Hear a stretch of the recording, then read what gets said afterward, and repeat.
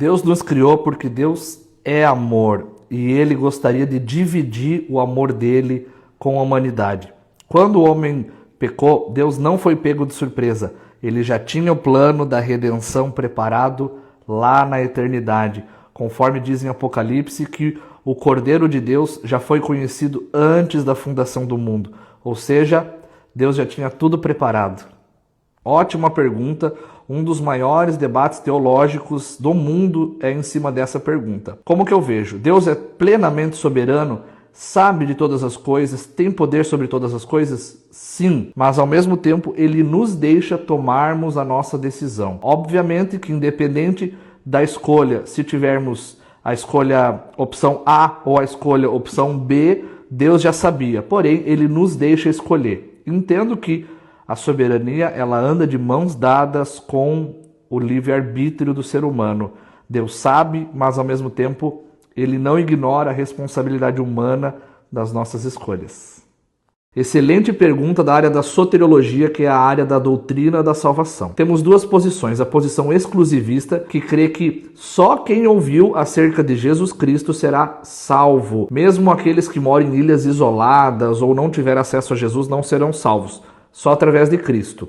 Essa posição indica uma urgência da pregação do Evangelho para que todos sejam salvos. E tem a segunda posição, que é através daquilo que cada um conhece, o nível do conhecimento de Deus que cada um tem. A Bíblia diz no Salmo 19 que os céus manifestam a glória de Deus.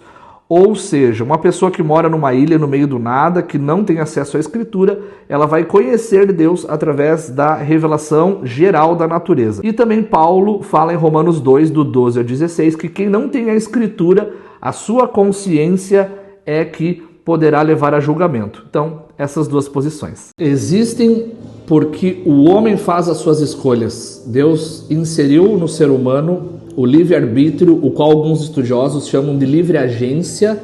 Nós podemos escolher as nossas decisões e nisso existe a parte do homem. É a blasfêmia.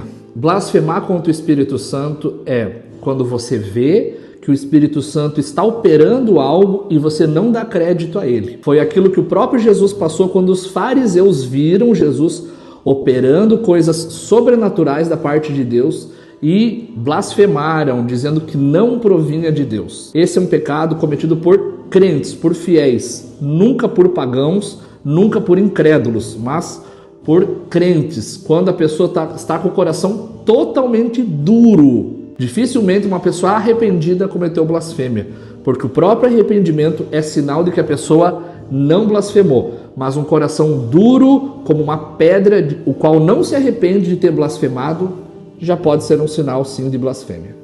Essa pergunta ela tem várias linhas de interpretação. Uma delas que eu não concordo, respeito, mas não concordo, é a do famoso sono da alma, onde a pessoa morre e a sua alma fica descansando. Eu acredito que quando a pessoa morre, no mesmo instante que ela morreu, ela vai automaticamente para o céu ou automaticamente para o inferno. A Bíblia diz que Deus justificou Abraão por causa da sua fé. Deus viu no coração de Abraão o necessário para iniciar um povo, para formar um povo.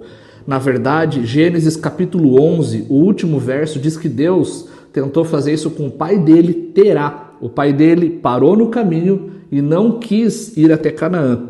Por causa disso, Deus viu o filho dele, Abraão, a fé necessária para obedecer às direções e para ser amigo de Deus.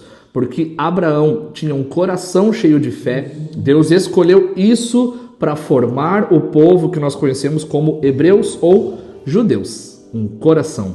Temos duas respostas. A simples é: Jesus é o cumprimento de toda a profecia e a Bíblia complementa e completa a própria Bíblia. E a resposta mais complexa é estudar escatologia. E aí é óbvio, procure o pastor da sua igreja e pergunte quais materiais ele, segundo a visão dele teológica, recomenda para você, se você quer um embasamento mais profundo. Tomar a sua cruz significa que Jesus teve a dele.